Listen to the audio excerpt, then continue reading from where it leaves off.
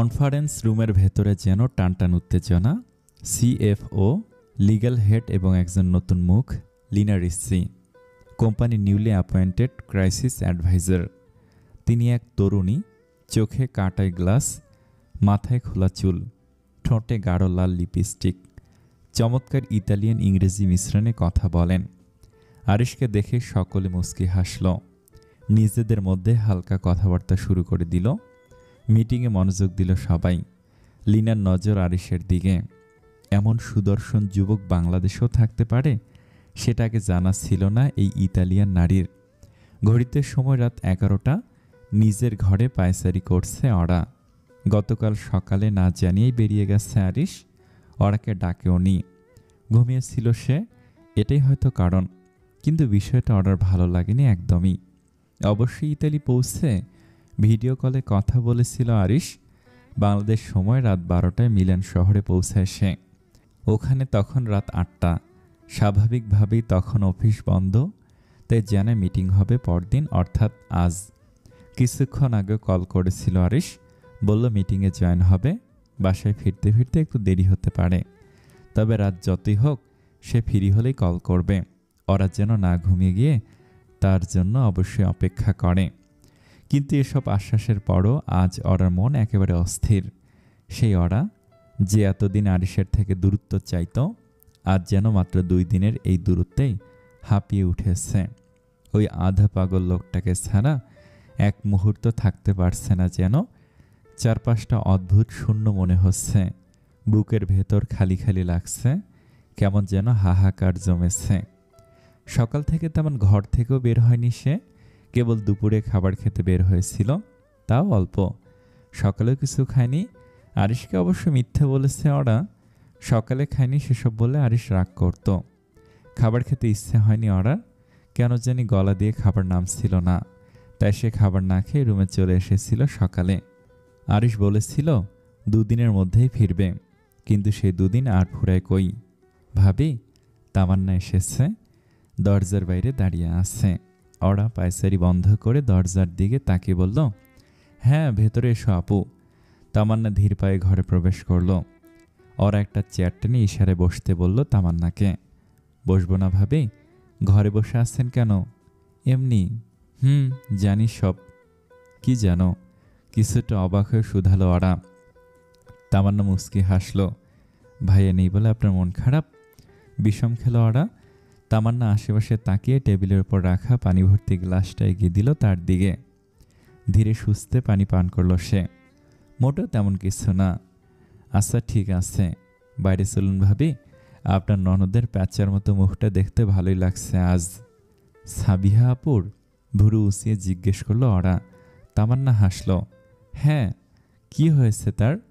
দুপুরে শুনলাম আরিশ ভাইয়া সাবিহা আপাকে পড়াশোনার জন্য বাড়ি থেকে অন্য কোথাও পাঠাবে, হয়তো বিদেশে।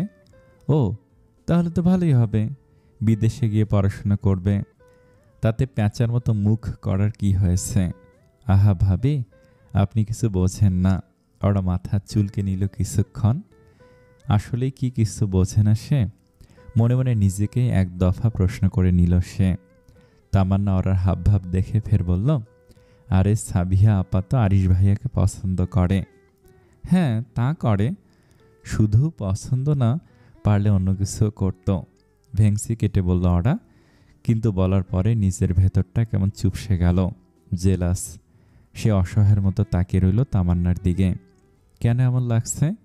কেন বুকটা খসখস করছে? সেটা নিজেই ঠিক বুঝে উঠতে পারছে না এই বেচারি। সে যাই হোক ভাবি, মূলত আরিশ ভাইয়ের থেকে দূরে চলে যেতে হবে বলেই তার এই প্যাঁচার মতো মুখ করে থাকা। তা হঠাৎ আরিশ এমন সিদ্ধান্ত নিলেন কেন? তোমার জুসে মদ মিশিয়েছিল ওই পেতনি। ওরা চমকালো। বিস্ময়ের চোখ বড় বড় করে বলল, সত্যি সাবিহা আপু করেছিল? চুপ করে রইল ওরা। মেয়েটার মনে এত বিষ। তামান্না ঘর থেকে বেরিয়ে যেতে যেতে বলল, খাবার খেতে আসুন, আমি গিয়ে খাবার গরম করছি। ওরা কোনো জবাব দিল না। এক মুহূর্তে যেন চিন্তায় ডুবে গেল। মায়ের একটা কথা ভেসে উঠল মনে, ঘর আর বর সামলিয়ে রাখতে হয়। কিছু নারী থাকে যারা নিজে থেকেই পুরুষ মানুষের মাথা ঘোরাতে চায়। সাবিহার ক্ষেত্রে কথাটা হুবাহু মিলে যাচ্ছে। তপ্ত একটা নিঃশ্বাস ছেড়ে চোখ বন্ধ করলো ওরা। আরিশের ব্যাপারে সে কোনো ছাড় দেবে না, একটুও না। ভবিষ্যতে কি হবে সেটা জানে না ওরা, কিন্তু এই মুহূর্তে, এই বর্তমানে আরিশ তার স্বামী, আর স্বামীর ভাগ তা কোনো মেয়েই মেনে নিতে পারে না। ওরাও সেই নিয়মের বাইরে নয়। রাত 10টা, মিলান শহরের রাস্তাগুলো এখনও ভিড় আর জীবন ঘনিষ্ঠতায় পূর্ণ। আকাশে উজ্জ্বল তারাগুলোর মেলা, আর হালকা বাতাস শহরের অট্টালিকাগুলোর মাঝে বয়ে যাচ্ছে। আরিশ মিটিং শেষ করে কালো রঙের রোলস রয়েলস ফ্যান্টম গাড়ি থেকে নামল। গম্ভীরভাবে রাস্তার দিকে এগিয়ে যাচ্ছে সে। তার চোখে এক ধরনের কঠোরতা, মনের মধ্যে কিছু চিন্তা ভীষণ তীব্র। অফিসের বিষয়গুলো নিয়েই চিন্তিত সে। আরিশ এগিয়ে যাচ্ছে, গেট পেরিয়ে বাসায় দরজার দিকে এগোলো। তার মন এখন একেবারে অরার দিকে। বাসায় ঢুকতে ঢুকতে অরাকে হোয়াটসঅ্যাপে একবার কল দিল সে, কিন্তু কল রিসিভ করলো না ওরা। হাতঘড়ির দিকে তাকিয়ে সময় দেখে নিল আরিশ। ইতালির সময় 10টা 15 বেজেছে। তার মানে বাংলাদেশে এখন গভীর রাত। নিশ্চয়ই ওরা ঘুমিয়ে গিয়েছে। লম্বা নিঃশ্বাস ফেলে দরজায় লক ঘুরিয়ে ফ্ল্যাটে ঢুকলো চুপচাপ।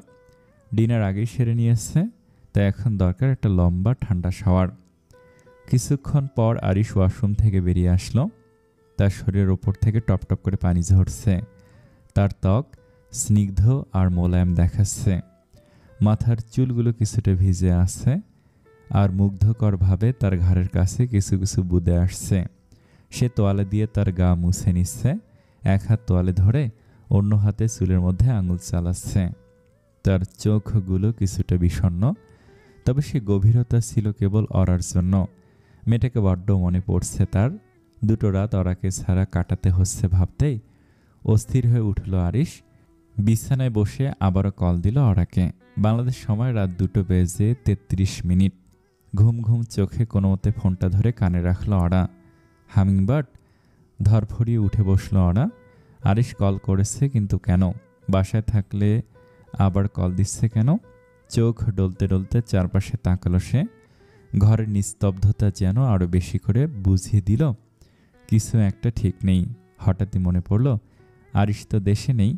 মাথায় যেন এক ঝলক ঠান্ডা বাতাস বয়ে গেল। ঘুম আর জাগরণের মাঝে অরার মন গুলিয়ে গিয়েছিল কিছুক্ষণ, তাই ভুলে গিয়েছিল আরিশ এই মুহূর্তে 1000 মাইল দূরে। আরিশ, আপনি কবে ফিরবেন? অরার প্রশ্নটা শুনে বালিশে মাথা রেখে হালকা চোখ বন্ধ করে একটু ভাবল আরিশ। ঠোঁটের কোণে মৃদু হাসির রেখা তার। আগামীকাল রাতে, সকালে ফ্লাইট। বাসায় পৌঁছাতে পৌঁছাতে হয়তো রাত 12টা বেজে যাবে। ও আচ্ছা, ইয়েস। পাখি, মিস করছো আমাকে? থতমত খেলো অরা। থেমে থেমে বলল, না মানে আমি তো মিস করছি না। তাহলে কখন ফিরবো জিজ্ঞেস করলে কেন? এমনিতেই। কি জিজ্ঞেস করা যায় না? অবশ্যই যায়। হুম। ডিনার করেছেন? হ্যাঁ, তুমি? হ্যাঁ, খেয়েছি। আপনার কলার অপেক্ষা করতে করতে কখন ঘুমিয়ে গিয়েছিলাম টের পাইনি। ওয়াও, মিস করো না অথচ আমার কলের অপেক্ষা করো? জিহ্বায় কামড় বসালো ওরা। কী সব বলছে ভেবে নিজেকে বকা দিল কয়েকটা। আরিশ মুচকি মুচকি হাসছে। গত 2 দিনের ক্লান্তি যেন এক নিমিষে উড়ে গেল। ওরার কথায় শিথিল হয়ে এলো আরিশের মন। আপনি বলেছিলেন কল করবেন, সেজন্য অপেক্ষা করেছি। Good girl. তা আমি বললেই সব করবে? ফিসফিস করে প্রশ্ন করল আরিশ।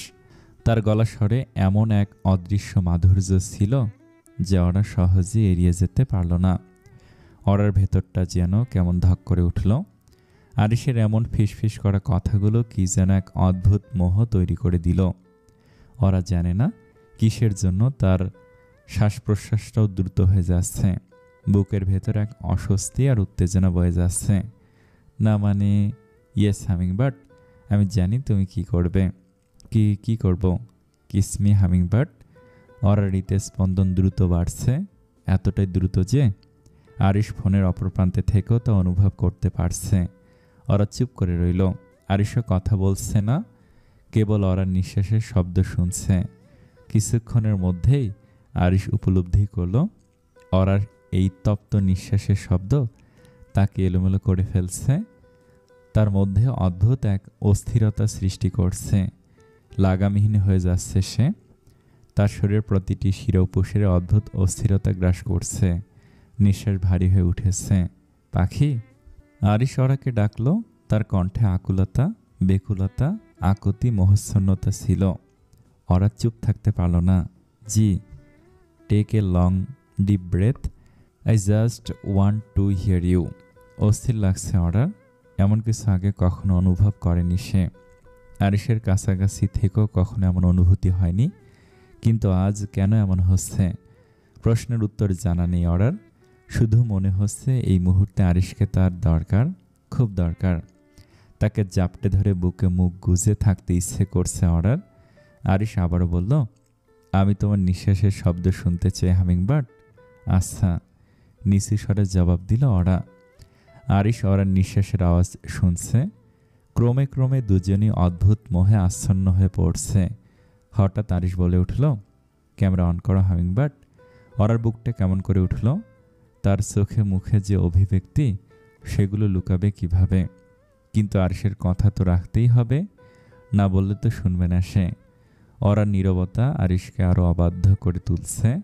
খানিকটা তাড়া দিয়ে এবার বলল, তাড়াতাড়ি করো। আর দেরি করলো না ওরা। কাঁপা হাতে ক্যামেরা অন করলো। তবে ঘর অন্ধকার, স্পষ্ট কিছুই দেখা যাচ্ছে না। সে অন্ধকারই যেন জমে আছে হাজারো না বলা অনুভব। লাইট অন করো বেবি। ওরা লজ্জায় গুটিয়ে গেল। বেবি? এসব কি বলে ডাকছে লোকটা? ধ্যাত। তবু অনিচ্ছা সত্ত্বেও বাতি জ্বালিয়ে দিল সে। আলো জ্বালার সাথে সাথে আরিশের মুখে স্বস্তির ছায়া নেমে এলো। এখন সে ওরাকে স্পষ্ট দেখতে পাচ্ছে। মেরুন রঙের থ্রি পিস গায়ে, চুলগুলো বিনুনি করা। অরার এই ঘরোয়া রূপটা অদ্ভুতভাবে আরিশের হৃদয়ে ঢেউ তুলে দেয়। রাতে নাইট ড্রেস পরতে পারে না ওরা, স্বস্তি পায় না কোনোভাবেই। তাই প্রতিদিনের মতো আজও থ্রি পিস পরে ঘুমাতে গিয়েছিল। আমার দিকে তাকাবে না? সময় নিয়ে ফোনের স্ক্রিনে তাকালো ওরা। সদ্য গোসল সেরে আসা আরিশকে দেখে তার চোখ স্থির হয়ে গেল। ভেজা চুল, স্নিগ্ধ মুখ আর উন্মুক্ত ভেজা শরীর, সব মিলে এক রহস্যময় আকর্ষণে ভরে আছে পুরুষটা। ওরার বুকের মধ্যে যেন হালকা কাঁপন উঠল। গলায় দলা পাকানো একটা অনুভূতি নিয়ে শুকনো ঢোক গিলল সে। গোসল করলেন? হ্যাঁ, সারাদিন বাইরে ছিলাম। তাছাড়া অফিস থেকে ফিরে তো প্রতিদিনই গোসলই করি। ও হ্যাঁ, তাই তো। সন্দেহ করে না বউ পাখি? বউ পাখি? বাহ, ডাক্তার তো ভীষণ কিউট। মুস্কি হাসলো ওরা। না না, আমি ওরকম কিছু মিন করিনি। I know all that, I was just joking. ও, আরিশ ফোনের স্ক্রিনে কপাল শুয়ে নরম গলায় বলল, আমার মতো করো। একটু না ভেবে বিনা প্রশ্নে ওরাও নিজের কপালটা ঠেকে দিল ফোনের স্ক্রিনে। তাদের মাঝে হাজার মাইল দূরত্ব, কিন্তু এই মুহূর্তে সব ম্লান। কেবল একটা কাঁচের পর্দায় কপাল রেখে থাকা দুইজন মানুষ। এখন চোখ বন্ধ করো, অনুভব করো আমার কপালের সাথে তোমার কপাল ঠেকেছে। আরিশের কণ্ঠে মোহচ্ছন্ন কোমলতা। অরার চোখ দুটো ধীরে ধীরে বন্ধ হয়ে আসছে। মুহূর্তে যেন সব শব্দ নিস্তব্ধ হয়ে গেছে। নিঃশ্বাসটাও আটকে আসছে হালকা করে। একটা ঠান্ডা কাঁচের ওপারে আরিশ, অথচ অনুভবে তার গায়ের উষ্ণতা যেন ছুঁয়ে যাচ্ছে অরার ত্বক। মুচকি হাসল ওরা। তার ঠোঁটে প্রশান্তির হালকা কম্পন। আজকে রাতটা একা থাকো, আগামীকাল থেকে আর একা থাকতে হবে না। আচ্ছা, মনে হয় আমাকে কাছে পাওয়ার জন্য তুমি অপেক্ষা করছো, তাই না? আরিশের কথায় ওরার মনটা একটু কেঁপে উঠল। ফোনটা সরিয়ে পেছনে ঠেলে দিয়ে একটু স্তব্ধ হয়ে গেল সে। হাতের আঙ্গুলগুলো একটু ঝিমিয়ে গেল। কিছু বলার আগে নিজের মনকে যাচাই করল সে। আমতা আমতা করে মুখটা আড়াল করে বলল, মোটেও না, একদম না, কখনোই না। কিন্তু ওরার চোখের কোণায় একটা হালকা ঝিলিক ছিল। শব্দগুলো বিশ্বাসযোগ্য না হলেও তার চোখ সব কিছু বলে দিচ্ছে। ওকে, একবার বললেই তো হয়, এতবার এভাবে বলতে হয়? আসলে আমার ঘুম পেয়েছে, আমি ঘুমাচ্ছি। সকাল ফ্লাইটে ওঠার আগে টেক্সট করবেন, রাখছি। ওরার কথা না বাড়িয়ে কল কেটে দিল। ফোনটা বুকে চেপে ধরে সোজা হয়ে শুয়ে পড়ল। ঘন ঘন নিঃশ্বাস ফেলতে ফেলতে চোখ বন্ধ করে ফেলল সে। মনে হচ্ছে যেন শরীরের প্রতিটি কোষ তীব্রভাবে টানছে, কিন্তু কোথাও কিছু খুঁজে পাচ্ছে না। কি হচ্ছে কিছুই বুঝতে পারছে না সে। সমস্ত শরীর কেমন অস্থির, যেন আরিশের প্রতিটি কথার প্রভাব তার ভেতর প্রভাবিত হচ্ছে, কিন্তু সেটা কিসের প্রভাবে ঘটছে সে নিজেও জানে না। ভোরের আলো ফুটেছে অনেকক্ষণ, ব্যস্ত শহরের ব্যস্ততা শুরু হয়ে গেছে। গতকাল রাতে দেরি করে ঘুমানোর জন্য সকালে উঠতে দেরি হয়ে গেছে অরার। 9টার দিকে ঘুম ভেঙেছে তার। ঘুম ভাঙতেই তড়িঘড়ি করে ফোন হাতে নিল, যেন কোনো অদৃশ্য শক্তি তাকে তাড়া দিচ্ছিল। আরিশের মেজাজ দেখতে পেয়ে স্বস্তির নিঃশ্বাস ফেলল অরা। তারপর বিছানা ত্যাগ করে ফ্রেশ হয়ে রুম থেকে বেরিয়ে ডাইনিং রুমের দিকে এগোতে লাগলো সে। অরা, কোথায় তামান্না? তাসলিমা খাতুনের প্রশ্নে কিছুটা ভাবুক হয়ে গেল তামান্না। উনি হঠাৎ অরা ভাবির কথা জিজ্ঞেস করলেন কেন? রুমে আসছে হয়তো, রাজরানী বলে কথা। এতক্ষণে তাসলিমার মনোভাব বুঝতে পেরেছে তামান্না। এর মধ্যে অরাও ডাইনিং রুমে এসে উপস্থিত হলো। ভাবি বসুন, আমি খাবার দিচ্ছি। অরা চেয়ার টেনে বসল। তালহা কিছুক্ষণ আগে অফিসের উদ্দেশ্যে রওনা দিয়েছে। সাবিহা গতকাল থেকে নিজের রুমে আছে। মন মেজাজ ভীষণ খারাপ তার। ওরা খাবার খেতে খেতে তামান্নাকে বলে, তুমি খেয়েছ? না ভাবি, বসো একসাথে খাই। নিজে যেমন থার্ড ক্লাস পরিবার থেকে উঠে এসেছে, তেমনি কাজের মেয়েও সেম পরিবার থেকে উঠে এসেছে, সেজন্য এত খাতির। তাসলিমার এরকম আচরণ আগে কখনো দেখেননি ওরা। আরিশের অনুপস্থিতিতেই হয়তো ওনার এমন আচরণের কারণ। আপনাদের ছেলে যদি জেসে গিয়ে বিয়ে না করতো তাহলে তো আসতাম না আমি। উনি কেন আমাকে আনলেন আপনি জিজ্ঞেস করুন, না তো আমি করব। ওরার এমন কথায় হকচকিয়ে গেলেন তাসলিমা। মেয়েটা বড্ড শিয়ানা হয়েছে। আরিশ ফিলে যদি এসব কথা বলে তবে তুলকালাম হয়ে যাবে। তাসলিমা খাতুন মেকি হাসলেন। মাশাআল্লাহ, তুমি আসলে ভালো মনের মানুষ। এভাবে বললাম তোমাকে, তবু রাগ করলে না? একটু বাজিয়ে দেখলাম তোমাকে। তামান্না ঠোঁট টিপে হাসছে। ওরা নেহাত হাসতে পারছে না বলে চুপচাপ খাচ্ছে। সব কিছু আপনাদের দোয়াতে। বেঁচে থাকো, তোমরা থাকো, আমার খাওয়া শেষ। ওরা মাথা ঝাঁকিয়ে হ্যাঁ বলল। তাসলিমা খাতুন ডাইনিং রুম থেকে বেরিয়ে গেলেন। তামান্না খিলখিল করে হেসে বলল, খাওয়া তো শুরুই হবে। ভাবির কথাতেই পেট ভরে গেছে। বসো বসো, খেয়ে নাও জলদি। তামান্না হাসি মুখে খেতে বসল। গ্রীষ্মকাল, সময় এখন দুপুর গড়িয়ে যাচ্ছে। তপ্ত রোদের তাপে হাঁসফাঁস করছে শহর জুড়ে মানুষগুলো। নয়নার শরীরটা আজ বেশ একটা ভালো লাগছে না। হালকা পেট ব্যথা আর ক্লান্তি নিয়ে সে পুরো ক্লাস না করে স্কুল থেকে বেরিয়ে পড়েছে। ফুটপাত ধরে ধীরে ধীরে হাঁটছে, চোখ তার কৃষ্ণচূড়া রাঙা ফুলে ভরা গাছগুলোর দিকে। যেন পুরো ঢাকা শহরকেই এক রঙিন ফুলের শহরে রূপ নিয়েছে। জারুল, কৃষ্ণচূড়া, সোনালু সব মিলিয়ে চারপাশটা এমন মন কাড়া যে তাকালেই চোখটা জুড়িয়ে আসে। এই নয়না। হঠাৎ পরিচিত এক কণ্ঠস্বর কানে আসতেই থমকে দাঁড়ালো নয়না। ধীরে ধীরে ঘুরে তাকাতেই দেখল পলাশ আসছে। নয়নার স্কুলেই পড়ে সে, এবার এসএসসি পরীক্ষার্থী। পরীক্ষার দিন চলছে এখন। পলাশ দৌড়ে এসে ঠিক নয়নার সামনে দাঁড়ালো। মুখে ঘাম, কাঁধ ওঠানামা করছে হাঁপানিতে। বোঝাই যাচ্ছে অনেকটা দৌড়ে এসেছে। কি হয়েছে, এভাবে দৌড়ে এলেন কেন? তোমাকে যে সকালে বললাম ছুটির পর দাঁড়িয়েও, কিন্তু তুমি তো না বলেই চলে যাচ্ছিলে। নয়না আবার হাঁটা শুরু করেছে। পলাশও তার ঠিক পাশে হাঁটছে, চুপচাপ, কিন্তু যেন অনেক কিছু বলার ইচ্ছা রাখে। তার পরনে সাদা রঙের শার্ট, সঙ্গে নীল জিন্স। সাধারণ পোশাক হলেও বেশ মানিয়েছে তাকে। গায়ের রং তার ফর্সা। আমার শরীর খারাপ লাগছে, সেজন্য আগে ভাগে চলে এসেছি। আপনাকে বলতাম কিভাবে? তাও কথা। মাথা চুলকাতে চুলকাতে কথা বলল পলাশ, কণ্ঠে একরকম ভেবে না পাওয়া ভাব। নয়নার দৃষ্টি একটানা সামনের দিকে, চোখে কোনো চঞ্চলতা নেই, যেন পলাশের উপস্থিতি তার জন্য একেবারে নিরর্থক। এক ফোঁটা আগ্রহ নেই চোখে মুখে। আচ্ছা নয়না, শোনো, বললেই হয়, কান আছে যখন অটোমেটিক শুনতে পারবো। স্কুল থেকে পিকনিকে যাবে, তুমি যাবে না? না। কেন? সেটা আমার বিষয়। চুপচাপ রইল পলাশ। নয়নার সঙ্গে কি ঘটেছে সেসব পলাশ জানে, খুব ভালো করেই জানে। তবুও সে চেষ্টা করে নয়নাকে স্বাভাবিক রাখার, যেন অন্তত কিছুটা স্বস্তি পায় ওর চোখে মুখে। কিন্তু নয়না কারোর সঙ্গে, বিশেষ করে ছেলেদের সঙ্গে কথা বলে না। এই বয়সেই তার মনে গেঁথে গেছে এক ধরনের ভয়, একরকম গোপন ক্ষোভ। আর সেসব অভিজ্ঞতা এই অল্প বয়সে তাকে পেরোতে হয়েছে। তাতে তার এমন মনোভাব খুব একটা অস্বাভাবিকও নয়। ওকে মেহবুবা, আপনাকে না বলেছি আমাকে এই নামে ডাকবেন না? নয়না মুখে হালকা বিরক্তির ছাপ এনে প্রশ্নটা ছুড়ে দিল। পলাশ শুধু মুচকি হাসল। চেনা সে হাসি, যে হাসির আড়ালে অভিমানও ঢাকা পড়ে যায় কখনো কখনো। আমি ছাড়া আর কে ডাকবে বলো? আমি ডাকবো, রাগ করো না। এখন আসছি আমি, পরে কথা হবে। হবে না কথা, যান আপনি। নয়না পা চালিয়ে দ্রুত হাঁটতে শুরু করলো। পলাশ পড়ে রইল একটু পেছনে, স্থির। ছেলেটি কিছুক্ষণ চুপচাপ তাকে রইল নয়নার চলে যাওয়ার পথে, চোখে একরকম অপূরণীয় শূন্যতা। তারপর ধীরে ধীরে সে নিজের গন্তব্যের দিকে পা বাড়ালো নিঃশব্দে। আমি দেশের বাইরে যাব না মা, তুমি আরিশকে বলো, বোঝাও প্লিজ মা। সাবিহার চোখ মুখ ফুলে গেছে। সকাল থেকে একটানা কাজ শেষে। ছোটবেলা থেকে গ্রামের মাটিতে বেড়ে ওঠা মেয়েটা হঠাৎ করে দেশের বাইরে যাওয়ার খবর শুনে বেশ অস্থির হয়ে পড়েছে। মনের ভেতর একরাশ ভয় আর শূন্যতা জমে উঠেছে।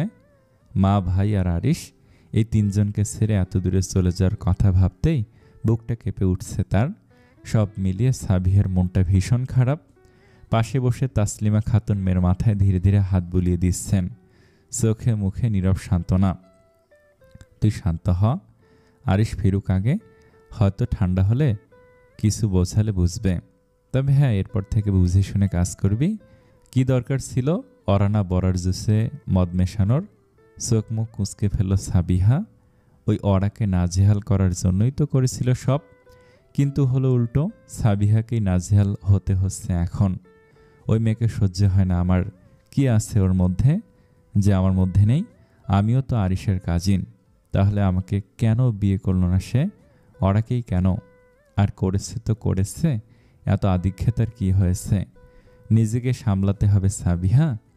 তোকে আগেও বলেছিলাম, কাছাকাছি গিয়ে বিশ্বাস অর্জন করে ক্ষতি করতে হয়, তাহলে সেটা মরণ কামড় হবে। লম্বা নিঃশ্বাস ফেলল সাবিহা। আর কোনো কথা না বাড়িয়ে মায়ের ঘর থেকে বেরিয়ে গেল সে। সকাল থেকে অপেক্ষা করে বসে আছে ওরা। আরিশের ফেরার অপেক্ষা যেন ফুরাচ্ছে না। সন্ধ্যা থেকে আরিশের পছন্দের বিভিন্ন খাবার রান্না করেছে সে। বিরিয়ানি, গরুর মাংস, ভাত, পোলাও, সব কিছু। কিন্তু সমস্যা হলো ওরা কন্টিনেন্টাল ডিশ বানাতে জানে না। তবে সময় নিয়ে এটাও শিখে নেবে বলে ভেবেছে সে। ঘরের ভেতর পায়চারি করছে ওরা। পরনে কালো রঙের শাড়ি। বিয়ের পর আজকেই প্রথম শাড়ি পরেছে সে। তামান্না পরিয়ে দিয়েছে। বিয়েতেও শাড়ি পরেনি। শাড়ি সামলানো ঝামেলা বলেই পরা হয়নি তখন। বারবার দেয়াল ঘড়ির দিকে তাকিয়ে সময় দেখছে সে। 11:45 বেজেছে। এয়ারপোর্টে নেমে কল করেছিল আরিশ, বলে কিছুক্ষণের মধ্যেই বাসায় ফিরবে। কিন্তু কই, 20 মিনিট পেরিয়ে গেল, তবুও তো আসছে না। অবশ্য কিভাবে আসবে? ঢাকায় যে জ্যাম, তাতে 20 মিনিটে বাসায় পৌঁছানোর কথা ভাবাও হাস্যকর ব্যাপার। বিরক্তিতে কপাল কুঁচকে এলো ওরার। কি বোকা বোকা ভাবনা তার। আয়নার সামনে গিয়ে দাঁড়ালো সে। নিজেকে খুঁটিয়ে খুঁটিয়ে দেখতে লাগলো কিছুক্ষণ। কালো শাড়ির সাথে ম্যাচিং ব্লাউজ, গলায় কানে কুন্দনের সিম্পল গয়নাগাটি, কপালে একটা ছোট টিপ, হাতে ম্যাচিং চুড়ি, চুলগুলো খোলা তবে বেশ পরিপাটি করে রাখা। ঠিকই আছে সব, নিজেকে প্রশ্ন করল ওরা মনে মনে। তারপর আবার নিজের দিকে মনোযোগ দিল। চোখে কাজল লাগানো হয়নি। দ্রুত হাতের কাজলটা নিয়ে চোখে লাগাতে শুরু করলো সে। এর মধ্যে গাড়ির আওয়াজ যে শুনে আচমকা নড়ে উঠল ওরা। বুকের ভেতর অদ্ভুত এক ঝাঁকুনি ধরফর করতে লাগলো হঠাৎ। কাজলটা তাড়াতাড়ি ড্রেসিং টেবিলের ওপর রেখে শাড়ির কুঁচি ধরে ঝটপট ঘর থেকে বেরিয়ে গেল। তালহা গিয়েছিল এয়ারপোর্টে। দুই ভাই একসাথে বাসায় ফিরেছে মাত্র। তামান্না দরজা খুলে দিয়েছে। তালহা আর আরিশ পরপর বাসায় ঢুকল, যেন দীর্ঘ সময় পরে ঘরে ফিরে এসেছে। অথচ মাত্র 2 দিন বাইরে ছিল আরিশ। তামান্নার মুখে এক উজ্জ্বল হাসি। কি খবর তামান্না? গম্ভীর কণ্ঠে শুধালো আরিশ। এমনিতে সবসময় এরকমই গম্ভীর থাকে সে, তবে ওরার সামনে আলাদা। হ্যালো ভাইয়া, আপনি কেমন আছেন? ভালো। তোর ভাবি কোথায়? রুমে। সিঁড়ি পর্যন্ত এসে থমকে দাঁড়ালো ওরা। ওই তো ড্রয়িং রুমে দাঁড়িয়ে আছে আরিশ। পরনে সেই চিরচেনা কালো রঙের পোশাক। নিজের দিকে তাকে মুচকি হাসল ওরা। আজকে সেও আরিশের মতো কালো রঙের পোশাক পরেছে। এর মধ্যে তালহার নজর গেল অরার দিকে। ভাবি ওখানে ভাইয়া। তালহার কথায় সিঁড়ির দিকে দৃষ্টিপাত করলো আরিশ। ঠিক সেই মুহূর্তে যেন ছোটোখাটো হার্ট অ্যাটাক হলো তার। বুকটা ধক করে উঠল। কিছুটা পিছনে সরে গিয়ে সোফায় বসে পড়ল আরিশ। আকস্মিক ঘটনায় ওরা হতবাক হয়ে তাকিয়ে আছে। নিজেকে সামলে যত দ্রুত সম্ভব সিঁড়ি বেয়ে নিচে নামতে লাগলো সে। তামান্না তালহা আরিশের অবস্থা দেখে মুচকে মুচকে হাসছে। কি হলো ভাইয়া? এই মেয়েটাকে তালহা? নিজের বিয়ে করে বউ নিজেই চিনতে পারছে না? শুকনো ঢোক গিলল আরিশ। বসা থেকে উঠে দাঁড়িয়ে ওরার দিকে গেল। কি হয়েছে আপনার? শরীর ঠিক আছে তো? ব্যতিব্যস্ত হয়ে শুধালো ওরা। আরিশ চুপচাপ তাকিয়ে আছে তার দিকে, কোনো কথা বলছে না। ওরা আরও কয়েকবার একই প্রশ্ন করেও কোনো উত্তর পেল না। হঠাৎ আরিশের মনে পড়ল ওরাকে তালহাও দেখছে। সম্ভিত ফিরে পেল সে। কোনো কিছু না বলেই হুট করে ওরাকে কোলে তুলে নিল। চমকালো ওরা। তামান্না কিছুটা লজ্জা পেল বটে, কিন্তু তালহার ঠোঁটের কোণে হাসি। কি করছেন আপনি? এখানে লোকজন আছে, থাকুক। এই তালহা, চোখ বন্ধ করে রাখ। আমার বউয়ের দিকে তাকাবি না এখন, আমি দেখব শুধু। ঠিক আছে মহারাজ। তালহা হাসতে হাসতে চোখ বন্ধ করে ফেলল। তামান্না মাথা নিচু করে হাসছে। সিঁড়ির দিকে এগোলো আরিশ। ওরা চলে যাওয়ার পর তালহা তামান্নার দিকে তাকে মুচকি মুচকি হাসতে লাগলো। ভুরু উঁচিয়ে শুধালো তামান্না, কি হয়েছে? আমার দিকে তাকে হাসছেন কেন? এমনি। ও তাই? হুম, একদম তাই। চলো ছাদিকে বসি। খুশি হয়ে গেল তামান্না। হাসি মুখে শুধালো, গান শোনাবেন? হ্যাঁ শোনাবো। তাহলে চলুন। আরিশ ঘরে ঢুকে ওরাকে কোল থেকে নামিয়ে দিল, যেন কোনো সময় নষ্ট না হয়। এক মুহূর্ত অপেক্ষা না করে তৎক্ষণাৎ দরজা আটকে দিয়ে তার হাত ধরে বিছানায় বসিয়ে দিল। ওরা শুধু অবাক হয়ে তাকিয়ে থাকলো। মনে হতে লাগলো লোকটা কি আজ পুরো পাগল হয়ে গেছে? এত এলোমেলো আচরণ করছে কেন? তার মানসিকতা কি পুরোপুরি বদলে গেছে? আরিশ এক নিঃশ্বাসে তাকে খাটে বসিয়ে পা ঝুলিয়ে রেখেছে। তারপর ফ্লোরে হাঁটু গেড়ে নেমে একেবারে তার সামনে বসে গেল। চোখে এক অদ্ভুত দৃশ্য, না বলা কিছু কথা, অস্বাভাবিক কিছু অনুভূতি মিশে যেন এক অস্থির নীরবতা সৃষ্টি হলো। তুমি কি মারতে চাইছো আমাকে? চমকালো ওরা। চোখ ছলছল করে উঠল তার। আরিশ কিভাবে এমন কথা বলল তাকে? মানে? তোমার এই অপূর্ব সৌন্দর্য আমাকে খুন করে ফেলছে হামিংবার্ড। এভাবে মেরো না জান। তোমার এই সৌন্দর্যে পাগল হয়ে যাচ্ছি আমি কন্ট্রোল হারাচ্ছি পাখি। ওরা এবার একটু লজ্জা পেল। মাথা নিচু করে ফেলল সে। আরিশ যেন এক অদ্ভুত ঘরের মধ্যে ডুবে গেছে। তার চোখ এক পলকও সরে না। ওরার মাথার চুল থেকে শুরু করে পা অবধি পুরো দেহ এক নজরে পরোক্ষ করছে। লাল রঙের লিপস্টিক আর কালো শাড়ি যেন এক অন্যরকম দুনিয়া খুলে দেয় তার সামনে। ওরা ঠোঁটের দিকে এক মনে তাকিয়ে। আরিশের চোখে যেন কিছু হারিয়ে যাওয়ার অবস্থা। তার মধ্যে ওরার মেদহীন উন্মুক্ত পেটের কিছু অংশ দেখা যাচ্ছে এখন।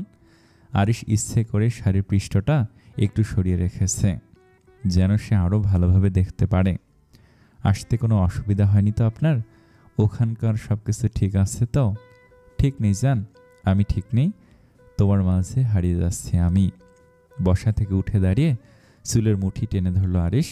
হালকা ব্যথা পাচ্ছে ওরা, কিন্তু সেটা বলার আগে আরিশের ঠোঁটের নিচে চাপা পড়ল ওরার ঠোঁট। চিরচেনা সেই উন্মাদনা, কঠোরতার ছোঁয়া পেল সে। ভালো লাগা, খারাপ লাগা, আকর্ষণীয় সব কিছু একসাথে অনুভব করছে মেয়েটা। চুম্বনের সাথে সাথে উন্মুক্ত পেটের উপর হাত দিয়ে স্লাইড করতে লাগলো আরিশ। ওরার কেমন কেমন লাগছে যেন। এই অনুভূতির নাম জানা নেই তার। জীবনের প্রথম এমন কিছু অনুভব করছে সে।